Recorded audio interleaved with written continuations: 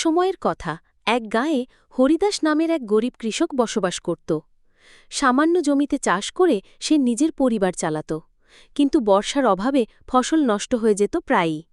হরিদাস কখনো হতাশ হতো না, সে পরিশ্রম করে চলত। একদিন গ্রামের মেলা থেকে সে এক নতুন জাতের ধানের বীজ কিনে আনল। সবাই তাকে বোকা বলল, এই বীজে ফসল হবে না। কিন্তু হরিদাস আশায় বুক বেঁধে জমিতে সেই বীজ বপন করল, যত্ন সহকারে চাষ করল। আশ্চর্যর বিষয়, সেই বীজ থেকে প্রচুর ফসল হল, বাজারে ভালো দামে বিক্রি করল। ধীরে ধীরে সে আরও জমি ভাড়া নিয়ে চাষ করল, নতুন প্রযুক্তি ব্যবহার শুরু করল।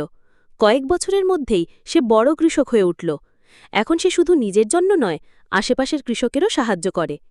হরিদাস প্রমাণ করল, পরিশ্রম, বুদ্ধিমত্তা আর সাহস থাকলে গরিব থেকেও বড়লোক হওয়া যায়।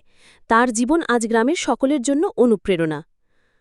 উপদেশ: কখনো হাল ছেড়ো না, সৎ পরিশ্রম একদিন ফল দিতেই বাধ্য।